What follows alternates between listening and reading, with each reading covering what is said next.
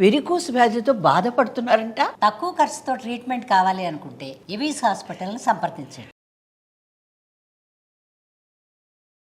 నమస్కారం. రకరకాల పంచతంత్ర కథలు చెప్పుకుంటున్నాం. ఒక మంచి కథ చెప్పుకుందాం. పూర్వం వరుణాద్రి సమీపంలో మందవిషుడు అనే ఒక సర్పం ఉండేదట, పాము. అయితే ఇది మొదట యంగ్గా వయసులో ఉన్నప్పుడు రకరకాల ప్రయత్నాల ద్వారా ఆహారాన్ని సంపాదించుకునేది. వాటికి అంతకంటే ఇంకేం లేదు, తింటాం, పిల్లల్ని కంటాం, తర్వాత చచ్చిపోవటం, అంతే, తిరుగుతూ ఉండేవి. ఈ మందవిషుడికి బాగా వయసు వచ్చేదాకా బాగానే ఉంది.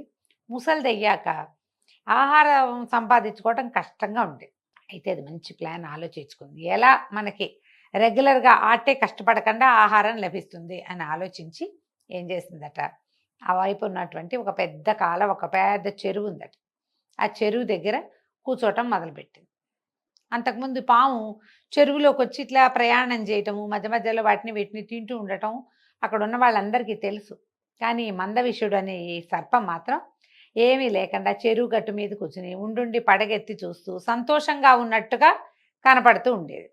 అయితే ఓ కప్ప పొద్దున్నే దీన్ని పామును చూసింది, మధ్యాహ్నం చూసింది, ఇక్కడే ఉంది. అంటే మిడ్ మార్నింగ్లోనూ ఇక్కడే ఉంది, ఆఫ్టర్నూన్ ఇక్కడే ఉంది, మిడ్ ఆఫ్టర్నూన్లోనూ ఇక్కడే ఉంది, ఈవినింగ్లోనూ అక్కడే కనపడుతోంది.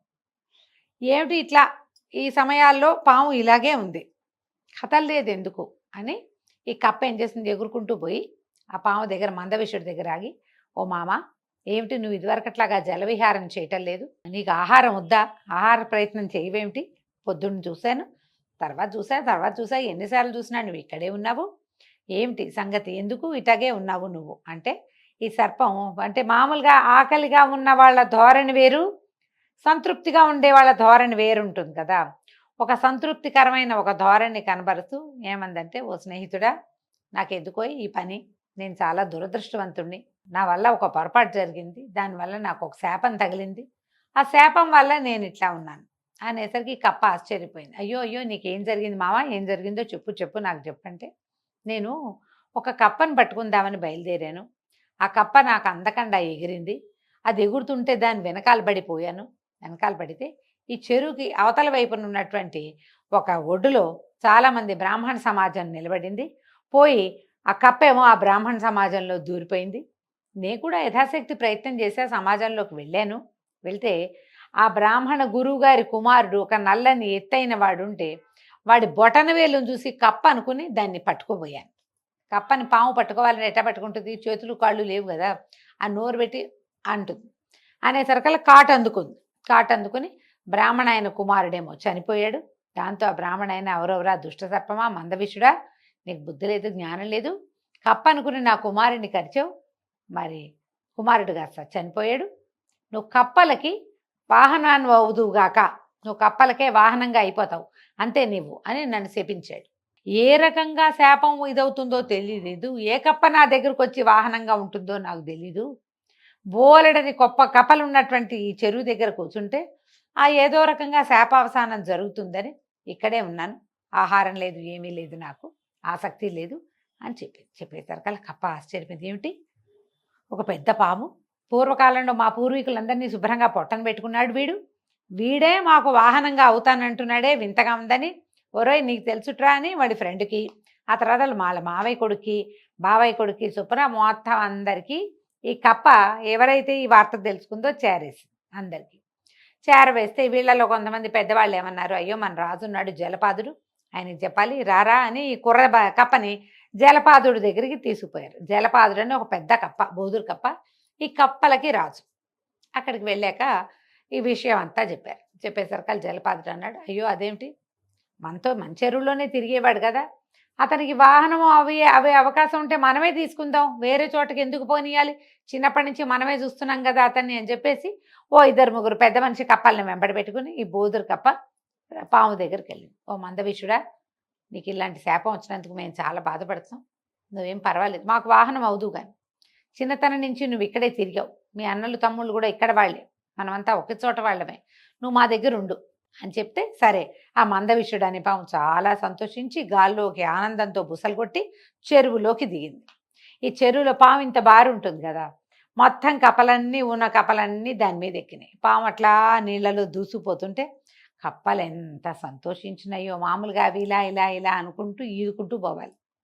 ఇప్పుడు హాయిగా పాము మీద మెత్తగా కూర్చుంటే అదే తీసుకెళ్ళిపోతుంది. మామ అక్కడ దింపు, ఇక్కడ దింపు, అక్కడ దింపు, బాబాయ్ వాళ్ళ ఇంటికి వెళ్తాం, పిన్ని వాళ్ళ ఇంటికి వెళ్తామని ఆ చెరువు మొత్తం మీద ఎక్కడెక్కడ ఎవరెవరి చుట్టాల ఇల్లుంటే ఆయా ప్రాంతాలన్నింటికి పాము మీదే తిరిగినాయి కప్ప పిల్లలన్నీ. చిన్న కప్పలు, పెద్ద కప్పలు కూడా. మధ్య మధ్యలో జలపాదులు లాంటి బోదురు కప్పలు కూడా ఎక్కినాయి. ఉత్సాహంగా అసలు ఆ పాము మీద వెళ్తూ ఉంటే ఉంది, మజా వచ్చింది కప్పలన్నిటికీ. చాలా సంతోషించింది. అయితే రెండో రోజు సాయంత్రానికి ఈ వేగం తగ్గిపోయింది. పాము ఇటాటి మెల్లిగా వెళ్తుంది. ఈ జలపాదులు అడిగాడు, ఓ మందవిషుడా, నిన్న నువ్వు చాలా ఉత్సాహంగా పరిగెత్తావు, వాళ్ళు పొద్దున కూడా బాగానే ఉన్నావు, సాయంత్రానికి ఇట్లా నీరసపడ్డావేమిటి, ఎందుకు నువ్వు వేగంగా వెళ్ళలేకపోతున్నావు అని అడిగేసరికల్లా మందవిషుడు అన్నాడు, ఏం చేయను, ఆ చేపను తగిలిన దగ్గర నుంచి ఆహారం లేదోయ్, ఏమీ తినలేదు. ఏం ఉద్రేకం ఉంటుంది, ఏం ఉత్సాహం ఉంటుంది ఎవరికైనా తిండి లేకపోతే అనగానే జలపాదుడు అన్నాడు, దానికేముంది, చిన్న చిన్న కప్పలు చాలా ఉన్నాయి కదా, ఓ గుప్పెడు కప్పలు వేసుకో నోట్లో సరిపోతుంది అన్నాడు. అనేసరికి ఈ మందవిషుడు సంతోషించాడు. ఇదే కదా నా ఉద్దేశం, ఆ ఋషిగారు ఆ బ్రాహ్మణాయన శాపం కూడా అదే, కప్పలు దయతలిచి నీకు ఆహారం పెడితే తిను అన్నాడు. నువ్వు దయతలిచావు, నేను తింటాను, చాలా సంతోషం అని ఓ ఇన్ని కప్పల్ని భక్షించి జామని తిరగటం మొదలుపెట్టింది. రోజు తన మీదకెక్కిన మొదటి సెట్ కప్పల్ని తినేసేది. చెరలో అటు ఇటు తిరిగేది, ఎక్సర్సైజ్ అయిపోయేది. మళ్ళీ మర్నాడు తిండికి రెడీ. ప్రతిరోజు కొన్ని కొన్ని కొన్ని చొప్పున కప్పలు అది తింటూనే ఉంది. కప్పలు ఏంటంటే పిల్లలు ఎక్కువ పెడతాయి. కాసిన కప్పలు పోయినా, ఓ 2-3 గుప్పెళ్ళు పోయినా అదేం పెద్ద తెలిసేది కాదు. కాస్త కూస్త అదొచ్చేది, ఏమిట్రా మన ఫ్రెండ్స్ లేరు, మన మామయ్య కూడా కనిపించట్లేదు అనిపించేది. కానీ దేనికోసం అవి బయటికి వెళ్ళాయో అని భావించేవి తప్పిస్తే అంత రహస్యంగా తినేసేది పాము. జలపాదుడికి తప్ప ఇంకా ఎవ్వరికీ తెలీదు ఇలా ఇది కప్పలు తింటోద్ది అని. ఈ లోపల అట్టించి పోతున్న ఒక ఫ్రెండ్, ఒక నల్లత్రాసు ఒకడు, వీడు చూసి ఆశ్చర్యపడి, ఏమిట్రోయ్ నువ్వు కప్పల్ని ఎక్కించుకుని తిరుగుతున్నావు, ఆరోగ్యంగా కనపడతావు, ఏమిటి నీ సంగతి అంటే ఏం చెప్పాడు, నమ్మితే చాలు, నమ్మించి వెళ్ళని లైన్లో పెట్టుకున్నాను నేను, నువ్వు నా చెరువులోకి దిగద్దు, ఇది నాది, ఇక్కడ ఉన్న ఆహారం అంతా నాదన్నాడు. క్రమంగా ఎట్లా అయిందంటే ఓగుపెడు ఓగుపెడు ఓగుపెడు చొప్పున ముందు చిన్న చిన్న చిరుకప్పలు అయిపోయినాయి, తర్వాత ఆడకప్పలు అయిపోయినాయి, పిల్లల్ని పెట్టే అవకాశం లేదు, మొక్కప్పలన్నీ అయిపోయినాయి. చివరికి ఒక జలపాదుడు మాత్రం మిగిలాడు, ఇంత పెద్ద బోదురు కప్ప.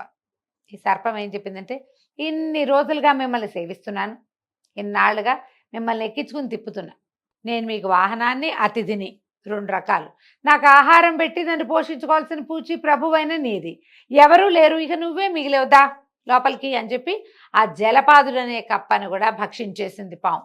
దాని చివరి అంతిమ జీవితం వరకు, చరమాంకం వరకు కూడా ఇక్కడున్న కప్పల్ని తింటూనే కాలక్షేపం చేసింది. మొత్తం ఉన్న కప్పలన్నీ తినేసాక చెరువు ఖాళీ అయ్యాక అప్పుడు ఇంకొక చెరువును వెతుకుంటూ ఈ మందవిషుడు అనే పాము వెళ్ళిపోయింది. ఎప్పుడు కూడా స్వజాతి కాని వాళ్ళని నమ్మకూడదు, వాడు బేసిక్ సహజ శత్రువులైన వాళ్ళని అస్సలు నమ్మకూడదని చెప్పటం అన్నమాట ఇది. అయితే ఈ కాలంలో మనము రాజుల కాలం కాదు కదా, సహజ శత్రువులు అలాంటివి ఏం లేవు మనకి. కానీ కథగా ఇది బాగుంది కదా, నమ్మిస్తే కానీ మనం ఏమీ చేయలేం, ఏం చేయాలన్నా నమ్మించాలని ఈ కథ చెప్తుంది. కథ కంచికి మనం ఇంటికి.